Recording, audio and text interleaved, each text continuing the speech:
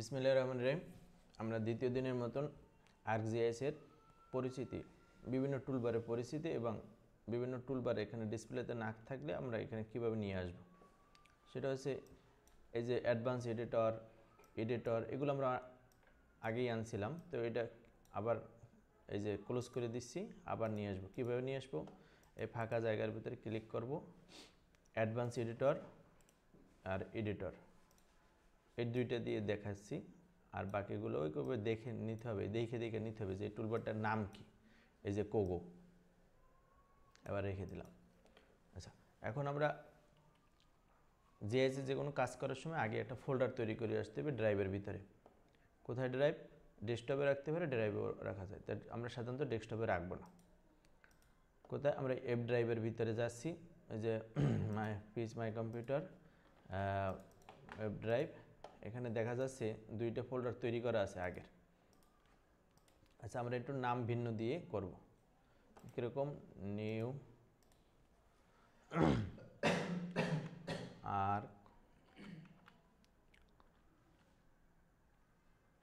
GIS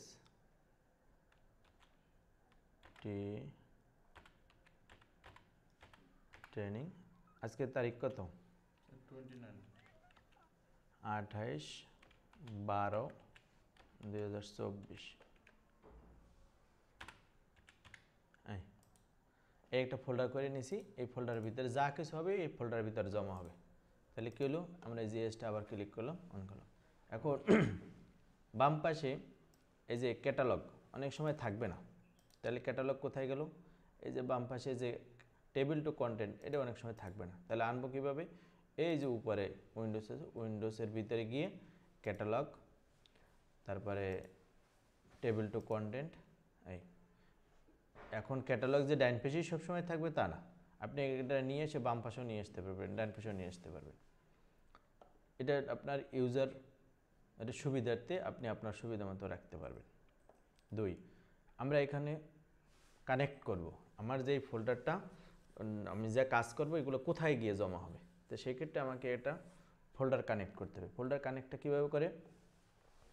অনেকগুলো পথ আছে, বিভিন্নভাবে করতে পারবেন। এই ফাইলে গিয়ে এই যে অ্যাড ডাটা আছে, এই অ্যাড ডাটা গিয়ে করা যায়। তারপরে এইখানে একটা টুলবার আছে, কার ভিতরে? স্ট্যান্ডার্ড টুলবারের ভিতরে থাকে এই যে প্লাস চিহ্ন, দেখছেন? এই যে প্লাস চিহ্ন, এটার ভিতরে হচ্ছে অ্যাড ডাটা কানেক্ট করা যায়। আবার আমি এইখান থেকে বাম পাশে ক্যাটালগ দিয়ে পারবো। তো ক্যাটালগ দিয়ে কীভাবে পারবো? আমরা সাধারণত আপাতত ক্যাটালগ দিয়ে করি। এই যে ফোল্ডার কানেক্ট বাম পাশে লেখা আছে, ফোল্ডার কানেক্ট, এই অ্যাড ডাটা, এই কয়েকভাবে করা যায়। আমি আপাতত আমি এখানে যাচ্ছি ফোল্ডার কানেক্ট দেবো, যে এই যে connect to folder. Connect to folder কোথায় আছে? মাই পিসির ভিতরে এফ ড্রাইভের ভিতরে আমাদের এই যে এই আজকের তারিখ অনুযায়ী করে গেছি, এটার ভিতরে ওকে দিয়ে দিলাম। এখন দেখেন বাম পাশে এটা চলে আসছে। এই ফোল্ডারটা মূলত কানেক্ট করলাম। এই প্লাস চিহ্নের ভিতরে ক্লিক করলে এটার ভিতরে যেহেতু কিছু নাই, যার কারণে কিছুই শো করে নাই। এখন আমি এখানে শেপ ফাইল তৈরি করব। কি তৈরি করব? Shape file. অটোক্যাডের যেরকম ফরম্যাট আছে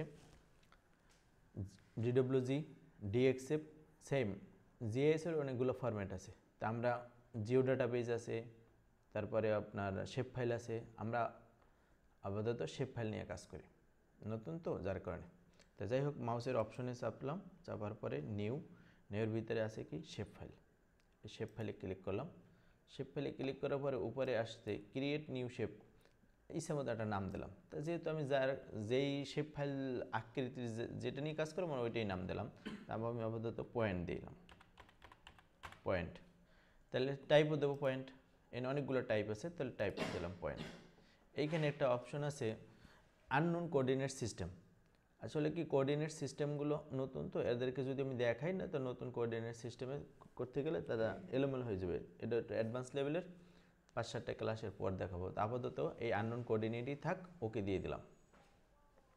তাহলে আমার একটা শেপ ফাইল তৈরি হচ্ছে পয়েন্ট ক্যাটাগরির, পয়েন্ট টাইপের।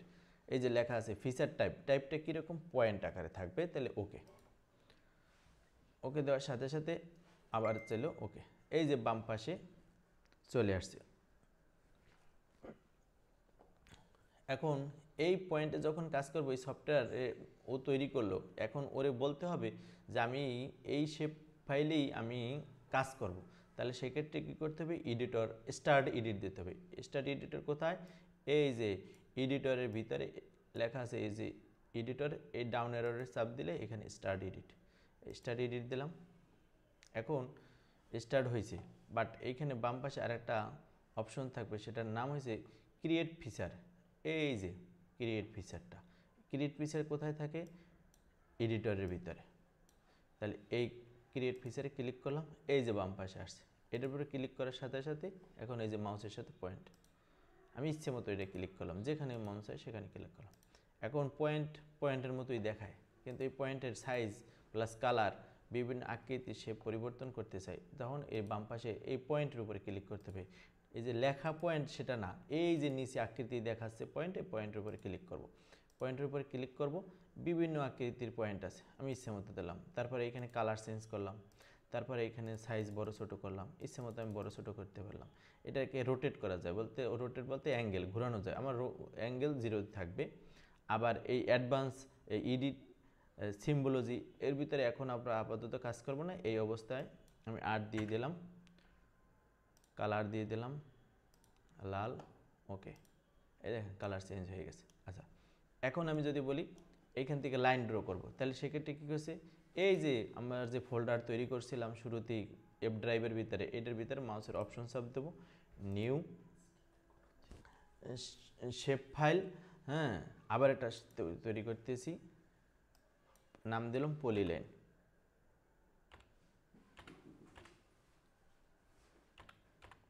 এখানে একটা বলে রাখি, যেমন লাইন, আমি অনেক সময় লাইন যদি এইভাবে দেই নেবে না, কারণ হচ্ছে স্পেস ও চেনে না। ওকে আপনি যদি ভিন্ন ভিন্ন শব্দ লিখতে চাই, তাহলে সেক্ষেত্রে এরকম আন্ডারস্কোর দিয়ে কাজ করতে হবে, LINE লাইন, পলিলাইন। এখন পলিলাইনটা এই পলিলাইন হিসাবেই দেবো, ক্যাটাগরি দেবো এইটা, আর আননোন কোঅর্ডিনেটই আমরা আপাতত কাজ করি। ওকে, এই বাম পাশে লেয়ার চলে আসছে। এখন আমি যদি লাইনের লেয়ারে কাজ করি, তাহলে ওই যে আমি শুরুতে পয়েন্ট লেয়ারে কাজ করছিলাম, ওইটা স্টপ দিয়ে আসতে হবে।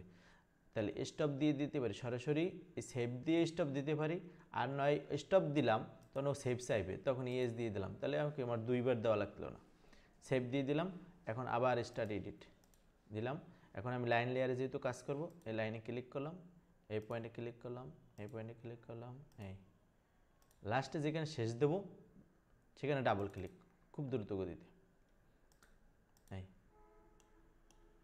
এই হয়ে গেল। এখন লাইনের আকৃতি চেঞ্জ করতে চাই, মানে আকৃতির তো চেঞ্জ হবে না, কালার চেঞ্জ হবে এবং মোটা হবে, চিকন হবে, এই যে মোটা করে দিলাম। আমি যদি এটার কালার চেঞ্জ করতে চাই, এই যে বাম পাশে লাইনের উপরে ক্লিক করতে হবে, বিভিন্ন কালারে দিতে পারবো, চিকন করতে পারবো, মোটা করতে পারবো।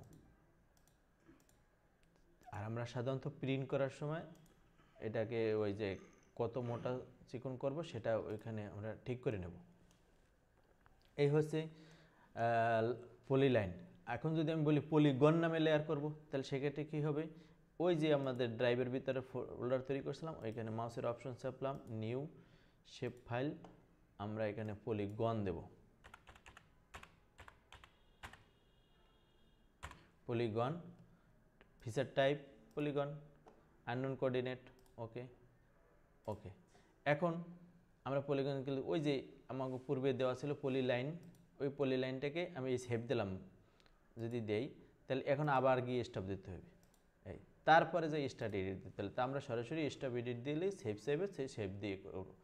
দ্বিতীয় টুলবারে যখন কাজ করব, তখন এরকম ভিন্ন ভিন্ন লেয়ারে যখনই কাজ করব, সেই লেয়ারটাকে স্টার্ট দিয়ে নিতে হবে, স্টার্ট এই পলিগন, 1 ক্লিক, 2 ক্লিক, 3, এইখানেই শেষ।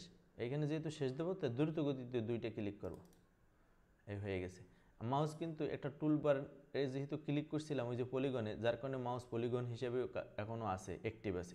সেক্ষেত্রে ওকে স্বাভাবিক মাউস করার জন্য এই যে এডিট টুলসের উপরে ক্লিক করব, এই মাউস আমার স্বাভাবিক হয়ে গেছে।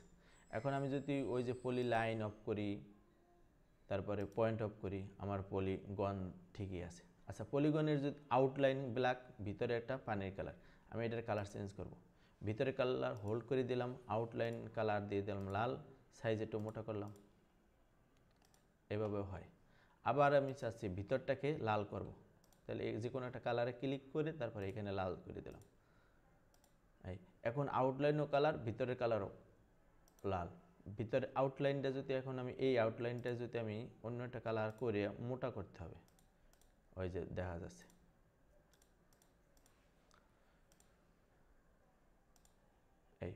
এইভাবে দিলাম, ওকে দিলাম। এখন কি হয়েছে, আমার আউটলাইন কালার 0, যার কারণে ও দেখাইতেছে না। আউটলাইন কালারটাকে আমি যদি মোটা করি, এই যে আসছে, ওকে দিলাম। এতটুকু কাজ করলাম। এখন আমাদের এই ফাইলগুলোকে সেভ করতে হবে। তাহলে কি হয়েছে, স্টপ এডিট, সেভ এডিট। এই ফাইলটাকে আমি সেভ করার জন্য এমএক্সডি হিসেবে প্রথমে কি করব, ফাইলে ক্লিক, ম্যাপ ডকুমেন্ট প্রপার্টিসে ক্লিক করে নিতে হবে। এই স্টোরটা টিক দিয়ে অ্যাপ্লাই, ওকে দিয়ে দিলাম। এখন ফাইলে গিয়ে সেভ অ্যাজ, সেভ অ্যাজ কোথায় রাখবো, এমএক্সডি। এই এমএক্সডি ফাইলটা সেভ হবে কোথায়, আমার মাই কম্পিউটারের ভিতরে, মাই কম্পিউটার, এফ ড্রাইভ, এই এফ ড্রাইভ, তারপরে আমার ট্রেনিং, এই যে 28 তারিখের নামে যে ফোল্ডারটা আছে এটার ভিতরে। এই এখন আমার লেখা আছে 28 তারিখের প্রথম ক্লাস, তা আমি লিখলাম 1ST ক্লাস। এই সেভ, সেভ দিয়ে দিলাম। এখন এই জিএসটা ক্লোজ করি, ক্লোজ করে চলে গেছে। এখন ওই হুবহু ফাইলটাই আবার রান করবে কোথায়, এই যে এফ ড্রাইভের ভিতরে। আর জিআইএসের আজকের ডেটে একটা ফাইল হয়েছিল যেটা, সেটা কোথায়, এফ ড্রাইভের ভিতরে, এই নিচে এটার ভিতরে ক্লিক করি, এই যে। আর এইগুলো সব ব্যাকআপ ফাইল, এই ব্যাকআপ ফাইল কখনো ডিলিট করা যাবে না। আর এই যে এমএক্সডি ফাইল, এই এমএক্সডি ফাইলের উপরে সরাসরি ক্লিক করলে আমার জিআইএস রান করবে। একটু সময় নেবে।